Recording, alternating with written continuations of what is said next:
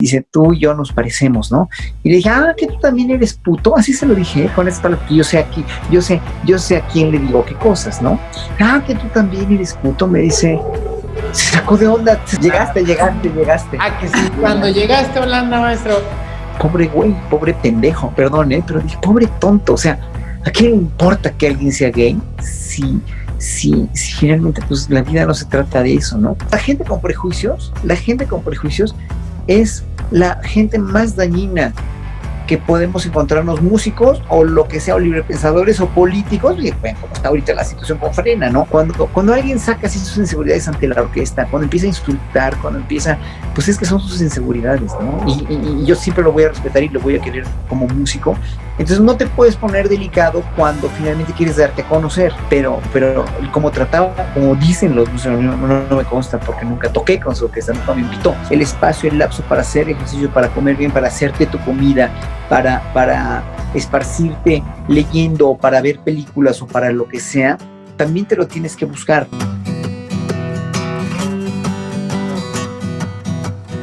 Maestro, nos quedamos en que cuando llegó a Holanda no le dijeron si tenía bachillerato, no le dijeron llegaste.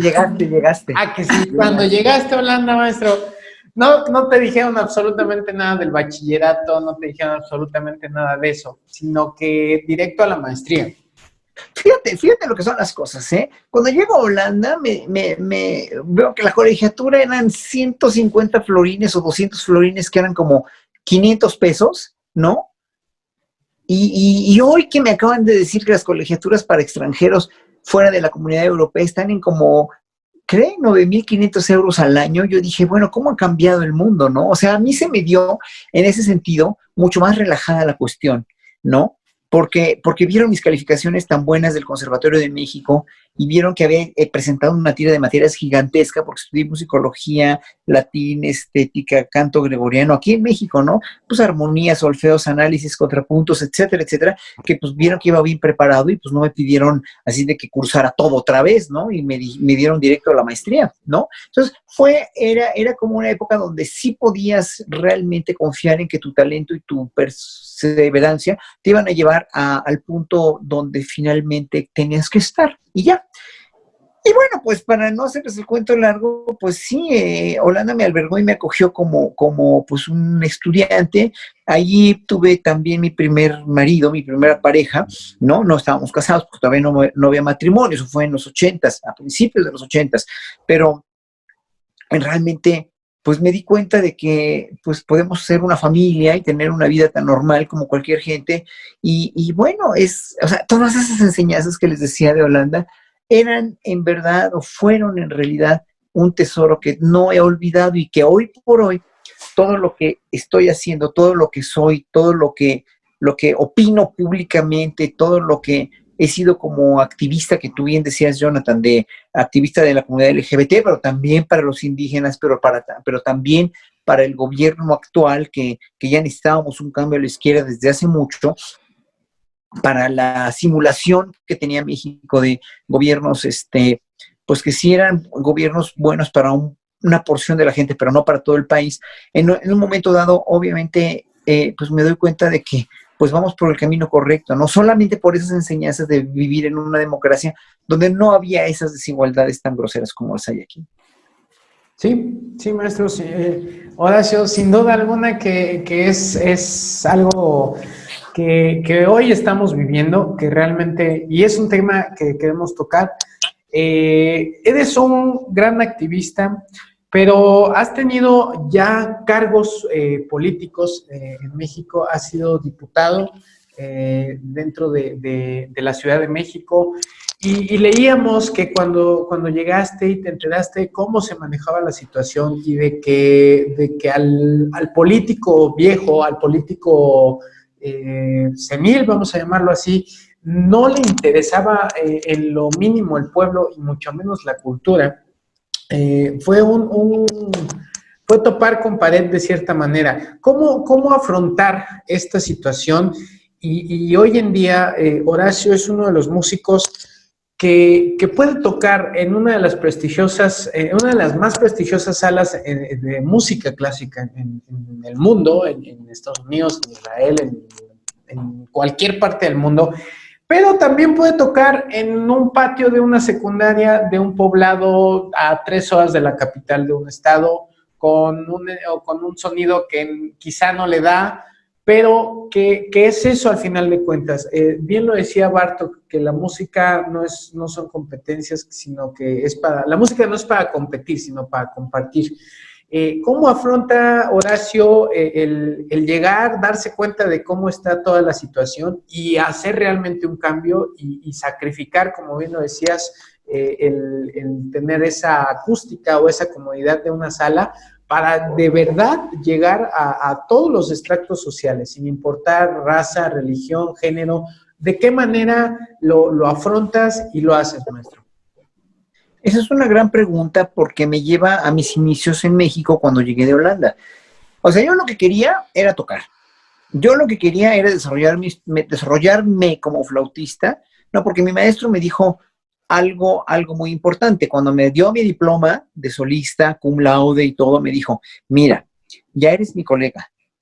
Y ya, pobre de ti, y si haces esto que te voy a decir, te vas a morir para mí porque te voy a dejar de dirigir la palabra y jamás vas a haber existido para mí.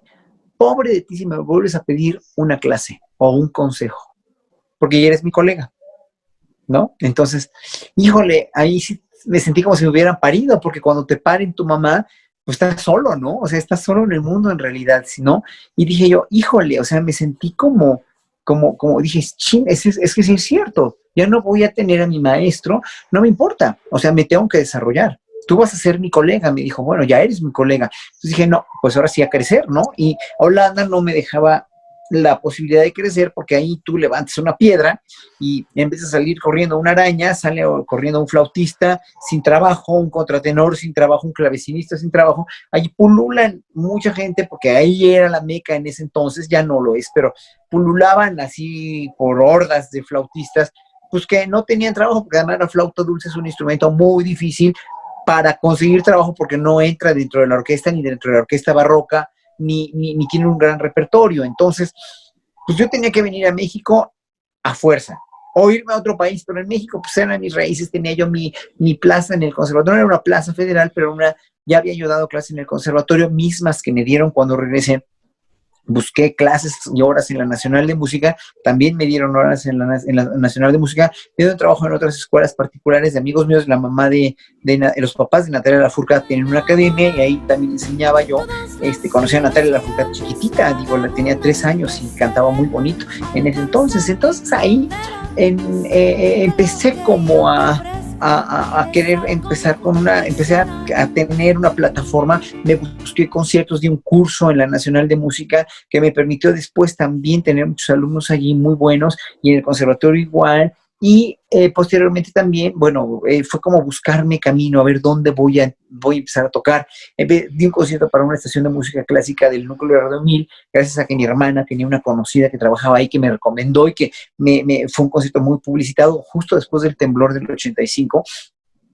Entonces fue así como empezar a buscar. Le hablé inmediatamente, me bajé del avión casi, le hablé a los colegas con los que tocaba antes, al gran clavecinista y organista José Suárez, a Luisa Durón, que había sido mi maestra de clavecín en el conservatorio, para seguir tocando con ellos. Hablé con Mario Lavista también para que me compusiera una obra, porque a Mario le interesó mucho, porque él había tocado la flauta dulce junto con Eduardo Mata como aficionados en los años 60 y los años 70.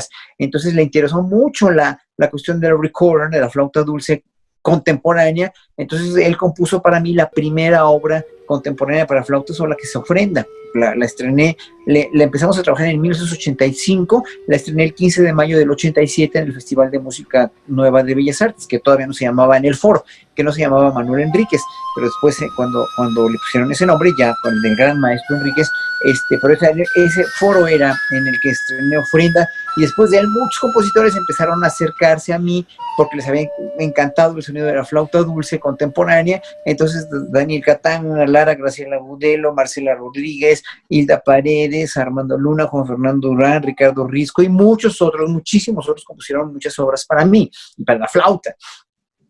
Entonces, la cuestión aquí es que yo me empecé a buscar mi destino en México y no es, me crucé de brazos a que me llegaran conciertos, pues, ¿no? Poco a poco me fui dando a conocer y en ese sentido, pues me fui perfilando poco a poco, así poco a poco y con una visión a largo plazo, ¿no? O sea, las cosas no se te dan solas, ¿eh, Jonathan? Ni Elsa, no se dan solas, las tienes que buscar. Pero no sé si contesté a tu pregunta con esa, porque ya no me acuerdo de la Sí, sí, sí, pregunta. maestro.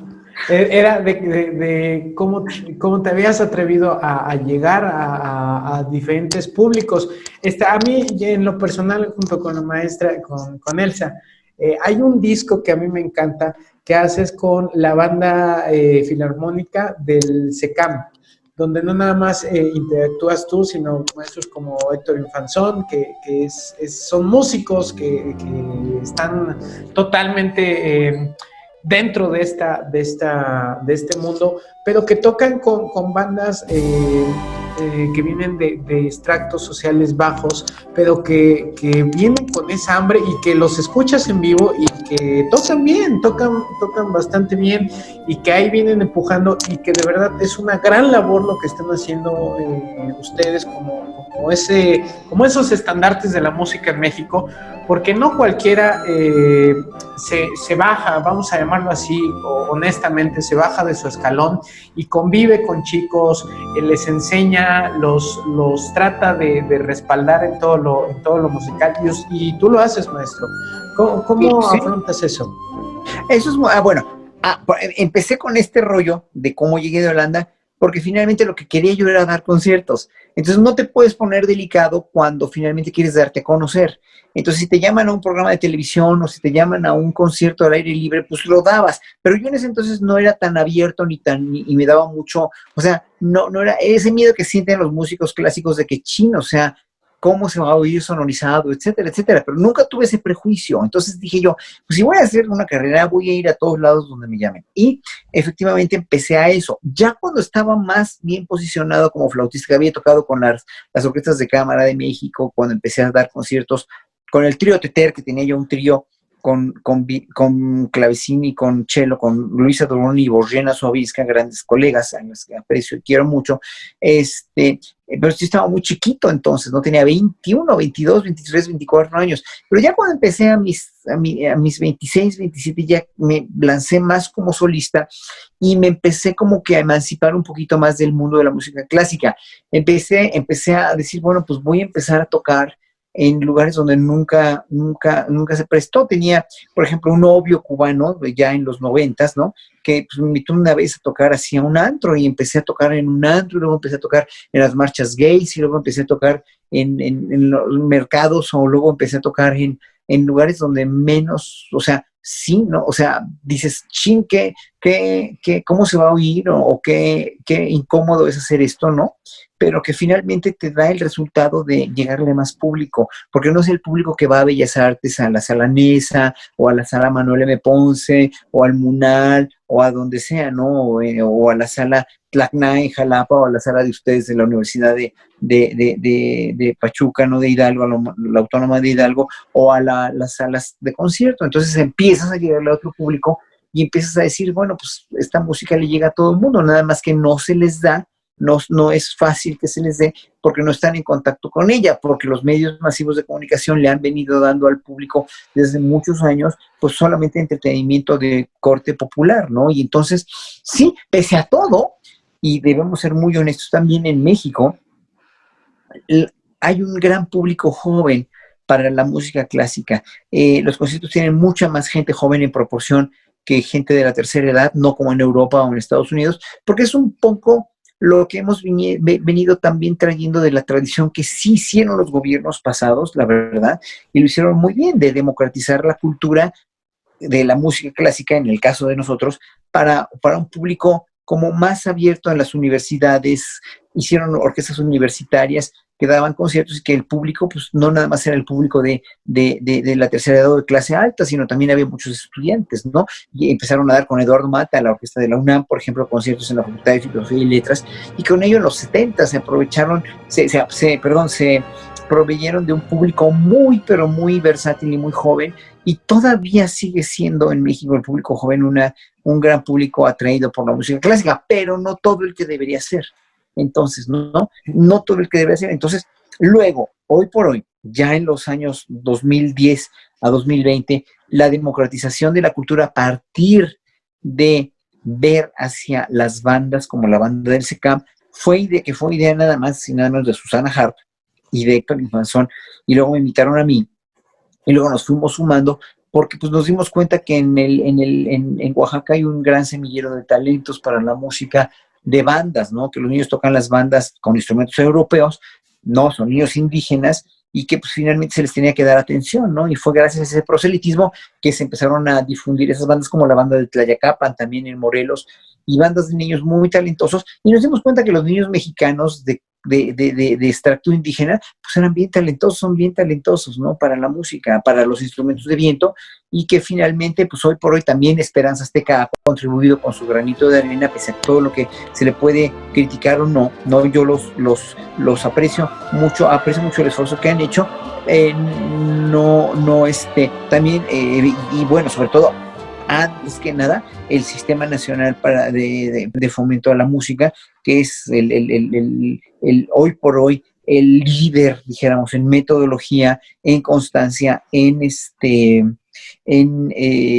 solidez, en probidad, para formar jóvenes y para formar grupos, núcleos de jóvenes en todo el territorio nacional, que están empezando a estudiar cada vez más y más y más y más, están haciendo un ambiente maravilloso en la música, ¿no? Que faltan maestros, que falta metodología en muchos de los estados, pero que ya hoy por hoy el enorme talento musical nato genético que tienen los niños mexicanos, se está explotando. La pandemia vino a dar un poco al traste con eso, pero todavía hoy por hoy se siguen dando clases en línea y se sigue habiendo pues un poco de este trabajo. Cuando acabe la pandemia, ya vendrán otras cosas. Pero así es como empecé yo a tratar de desacralizar la música clásica en esos entornos. Luego he pedido becas para dar conciertos en secundarias, como ustedes bien dicen, ¿no? He estado trabajando mucho para chavos de secundaria, para transmitirles mi experiencia de que la música clásica es un arte del cual se puede vivir y que la flauta que tocan en la escuela no es ningún juguete, ¿no? Y que finalmente uno tiene que buscar su propio camino, uno tiene que buscar su propio sendero en base a lo que uno sabe, para lo que tiene talento, y uno sabe para lo que tiene pasión, a partir de mi ejemplo, ¿no? Entonces he pedido becas, he dado 4 o 5 años de muchos conciertos en secundaria, he desangrado las becas que he pedido al FONCA, pero pues así que finalmente ese es mi cometido en la vida, ¿no? Y creo que lo que están haciendo de llevar música a chicos de secundaria, a lugares donde generalmente no se escucha, ¿no? Muchas veces tal vez en la vida iban a poder escuchar eso porque están muy alejados, porque está ese estigma todavía de, es que yo ¿cómo voy a ir a tocar una secundaria? Es que yo ¿cómo me voy a ir a meter a un pueblo hasta allá que está hasta 1000 horas, que quién sabe si me vayan a entender lo que estoy tocando? Y es algo que hace falta quitar o quitarnos a muchos músicos, ¿no? Ese modo de pensar y de ver, porque ahí vamos, o sea, nosotros mismos estamos matando al público, haciendo que se aleje y pues sí, segregando, ¿no? Llevándonos nada más a nuestro estado de confort, y solamente estas personas van a escucharlos, y los de allá no me importa, no me interesa qué pase o qué suceda con ellos. Totalmente de acuerdo, totalmente de acuerdo. Horacio, y esto nos lleva a los siguientes 2 temas que vamos a tocar el día de hoy. Uno va a ser, ya vimos el lado bonito, por llamarlo de alguna manera, toda la gente que no conocía más sobre Horacio Franco, el lado amable de la música, pero también hay un lado negativo dentro de la música, y créanme que no lo hace la música, lo hacemos los músicos. Lo hace la discriminación en las orquestas, lo hace la discriminación en cualquier agrupación, llámese orquesta de cámara, llámese banda sinfónica. Hay muchos estigmas, hay muchos tabús, Y bueno, el día de hoy, Horacio, queremos tocar dos de ellos. Uno que es realmente todas las agrupaciones musicales, llámense grupos de salsa, grupos de ska, tríos, bandas de rock, orquestas sinfónicas, coros, cualquier agrupación musical, es como una pequeña sociedad, ¿no? Es un reflejo de la sociedad, realmente es un reflejo de la sociedad. Y lo segundo, a veces escuchamos nombres como Tchaikovsky, escuchamos nombres como Leonard Bernstein y no volteamos a ver y decir sí, fueron unos grandes músicos, fueron unos grandes compositores y eran gays, eran homosexuales. Popero eran gays. Exacto. ¿Por qué hay esa homofobia tan grande, esa discriminación dentro de un ambiente que se supone que debería de ser totalmente diferente, debería de ser totalmente ajeno a eso? ¿Qué ha enfrentado Horacio Franco? ¿Cómo lo ha confrontado? ¿Qué discriminaciones ha sufrido, maestro? Y cuéntenos cuéntanos tu experiencia sobre estos temas. ¿Por qué hay tanto ese tabú? Mira, es que tú lo acabas de decir, o sea, las orquestas, las escuelas de música, las mismas compañías de teatro, de ballet, de danza, son reflejo de la sociedad, porque son parte de la sociedad, los bancos, el ejército, la iglesia, la Cámara de Diputados, los políticos, los partidos políticos, todo es reflejo de una sociedad, porque somos parte de esta sociedad. La sociedad mexicana, ya te lo había dicho, ya se los había dicho a ustedes, es machista, ¿no? Es supersticiosa, pero también es muy clasista. Entonces ahí hay un caldo de cultivo que dijéramos, se ha penetrado también porque es una cuestión de condición humana. La condición humana reina e impera en todos los sectores. Los problemas de condición humana en la música clásica, en el caso específico de nosotros, son muy peculiares también porque finalmente hay muchos estereotipos, hay muchos estereotipos de discriminación, no nada más por ser gay o por ser lesbiana, sino que los mismos instrumentistas se catalogan, dijéramos en México, como pertenecientes a ciertos sectores, por ejemplo, ¿no? Por ejemplo, ¿no? Vamos a suponer, y vamos a ser también directos, los mejores alientos metal o son gringos o son indígenas, ¿no? En verdad, les digo, la gran mayoría. Y para los músicos indígenas hay mucha discriminación a veces, o sea, para los grandes talentos indígenas, como pregúntenle a Faustino Díaz, ¿no? ¿Cómo se le discriminó en la UNAM, en la FUNAM, ¿no? Por ser indígena, ¿no? Un portento de talento que porque no tenía boquilla de trombón, que tenía boquilla de trompeta o no me acuerdo qué boquilla tenía, entonces que no, y tocaba mejor que muchos de ellos, ¿no? Entonces le tenían mucha envidia.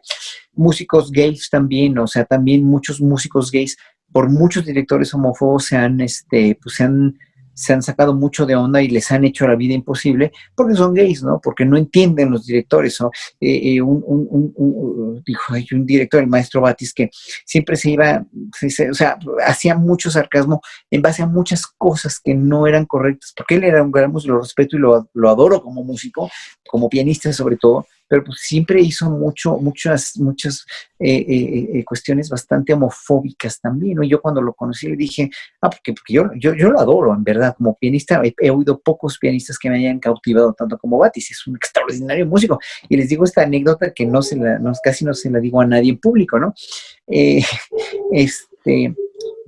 Cuando lo conocí en vivo, me dice, oye, que tú eres Franco, ¿verdad? Sí, tú, pues dicen que tú y yo nos parecemos, ¿no? O sea, tal vez en cuanto a la música, lo cual se me hizo a mí un enorme y gigantesco honor, ¿no? Enorme honor, porque que Bati se compare conmigo, que me parezco, porque yo lo respeto mucho, ¿no? Entonces, me dice, tú y yo nos parecemos, ¿no?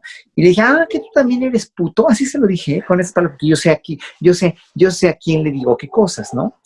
Que tú también eres puto, me dice. Se sacó tanto de onda, mira, me dice, homosexual no soy, y me abrazó y me dice, mira, y se fue conmigo caminando así del brazo, me dice, homosexual no soy, pero tuve alguna vez en Nueva York un pianista que quería no sé qué, y me empezó que quería con él, y no sé qué, no sé cuánto, y yo respeto mucho a los homosexuales, y no sé qué, nos hicimos grandes cuates. Yo, en ese sentido, por ejemplo, me doy cuenta que solamente sacaba sus complejos, o sacaba sus inseguridades. Cuando alguien saca así sus inseguridades ante la orquesta, cuando empieza a insultar, cuando empieza, pues es que son sus inseguridades, ¿no? Y yo siempre lo voy a respetar y lo voy a querer como músico, pero como trataba, como dicen los músicos, no me consta porque nunca toqué con su orquesta, nunca me invitó, pero como él decía, como decían que él trataba la orquesta, pues me daba mucho terror, ¿no? Dices, híjole, ¿cómo es posible? O muchos otros directores, y a mí personalmente, sí me ha tocado ya ser discriminado por ser gay, por un director que se llama Scott Joe, que es el director de la Filarmónica de la Ciudad de México, porque yo no lo conozco, jamás en mi vida lo he visto, ¿no? Pero pues un gran amigo mío, Asaf Kollerstein, hace muchos años cuando vino a dirigir una novena de Beethoven, en un hueso, en un vil hueso, ¿no? Le dio un disco mío. Yo no le pedí a Asaf que lo diera, yo ni sabía que existía, ¿no? Y él él más bien Asaf Kollerstein, el gran chelista a quien quiero y es gran colega y amigo mío, ¿no? Le dio un disco y le dijo, oye, ustedes dos podrían hacer algo juntos porque tienen un temperamento musical muy parecido y saldría algo muy bonito. Entonces vio mi disco y se queda viendo la portada y dice, hice a Fagot, así se lo dijo, y no son testigos dos cornistas que estaban ahí, y no me acuerdo quién más. Y esa Fagot, si es maricón o es joto, le dijo, o sea, ¿por qué no? Si es joto no me interesa, y le tiró el disco a la basura. Entonces, a partir de ahí, Asaf no me dijo nada porque Asaf es una gente del todo decente, del todo honesta, decente, y pues se evitó, dijéramos, la pena de decirme, hasta que una vez, mucho tiempo después, me lo dijo.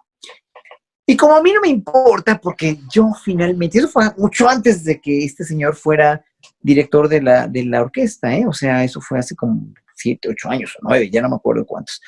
Y pues no, así que finalmente, cuando Saf me lo dijo, yo dije, bueno, pues, pobre güey, pobre pendejo, perdón, pero dije, pobre tonto, o sea, ¿a qué le importa que alguien sea gay si finalmente, pues, la vida no se trata de eso, ¿no? Y porque para mí, aquel que discrimina es el que tiene el problema. O sea, es el que está enfermo es aquel que discrimina, no es el discriminado, es el que discrimina. Entonces, aquel que discrimina a los negros, a los indígenas, a los gays, a los que sean, ¿no? A los europeos, a los gringos o a lo que sea, ese tiene un problema en su vida, ¿no? Ese tiene un asunto no resuelto en su vida. Y entonces, pues ya pasó. A mí no me importó, pues, él se lo pierde, yo me lo ahorro, muchas gracias, ¿no? Asaf, pues qué lindo que le diste el disco, ¿verdad? Pero pues yo no te lo pedí, pero aparte de todo, pues yo a ti te agradezco que se lo hayas dado, y ya.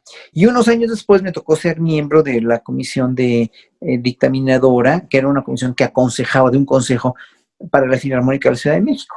Y entonces veo la terna porque estaban tratando de conseguir directores, un director nuevo. Veo la terna y estaba ahí entre la terna, ¿no? Y yo no me acordaba que era él. Pero algo me sonó su nombre y le pregunté a Saf, oye, ¿cómo se llama el director que tiró mi disco a la basura? Ah, pues Scott Joe. Ah, le digo, no, pues él quiere ser director de la Filarmónica. Y para los otros miembros del consejo, en el cual estaba Mario Lavista, Marcela Rodríguez, Nacho Toscano, Aarón Vitrán, bueno, mucha gente muy prominente, colegas que quiero y respeto mucho, Jorge Torres, ¿no? Estaban propugnando que él fuera el director, ¿no? Estaban empujando a que él fuera el director porque era el que más les había gustado.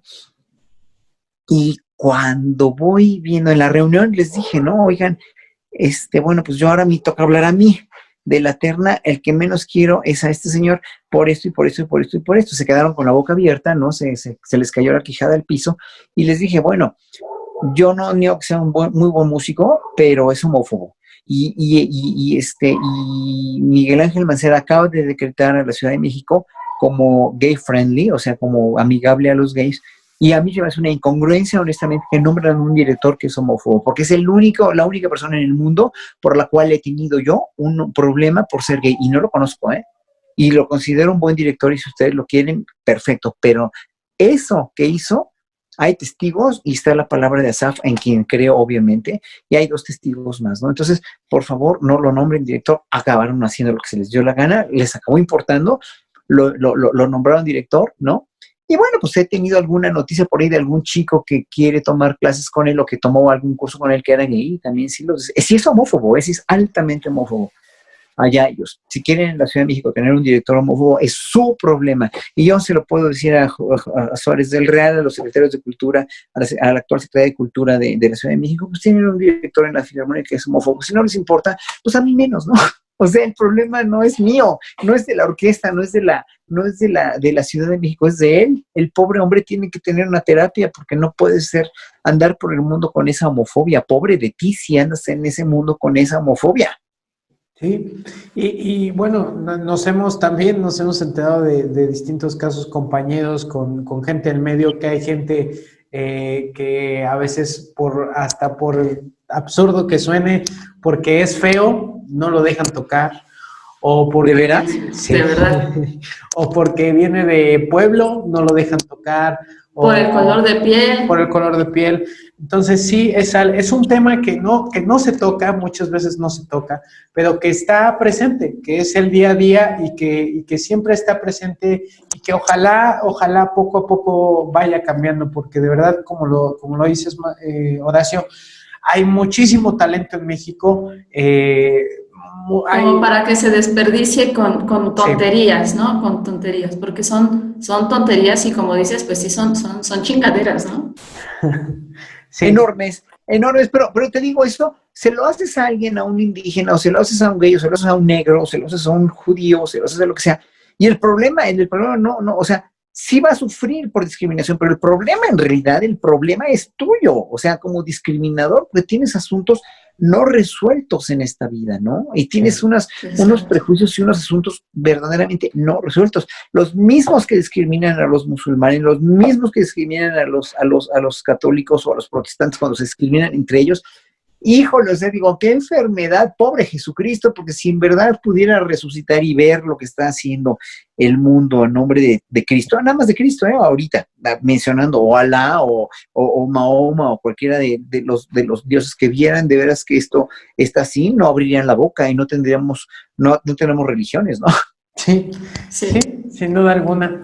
Y bueno, hay dos preguntas que todos nos hacemos y una de ellas, hoy se la gané la pregunta a Elsa, a la maestra. Activista, músico, director, esposo, pero aparte de todo, es una pregunta que creo que muchos tenemos en la cabeza.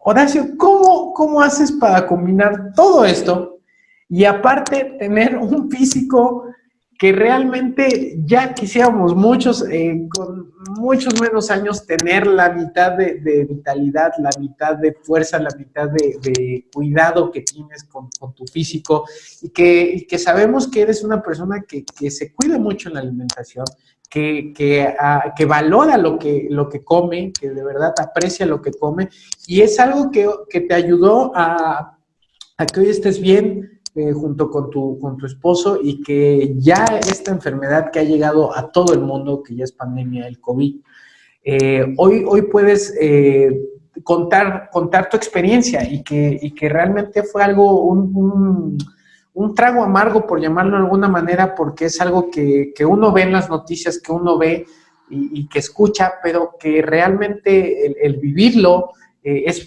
completamente diferente. ¿Cómo fue esto para ti, Horacio? ¿De qué manera lo viviste? La primera es, ¿cómo le haces para tener ese físico, para combinar todas tus actividades y hacerlo bien? ¿Y cómo te ayudó a salir de la enfermedad? Es una gran pregunta porque yo te puedo decir, con toda la experiencia de vida que tengo, que cuando tú buscas el tiempo para hacer las cosas, te alcanza. Que no necesitas hacer sacrificio a algo que primero, que va a ser por tu bien y que te gusta. O sea, estudiar música cuando quieres ser músico porque te gusta y porque tienes talento, no es ningún sacrificio estar 3, 4, 5 horas estudiando o menos, o más, o las que sean, o haciendo el trabajo. No debe ser sacrificio porque te gusta y porque te apasiona y porque te llena y porque para eso estás y para eso naciste y te hace feliz.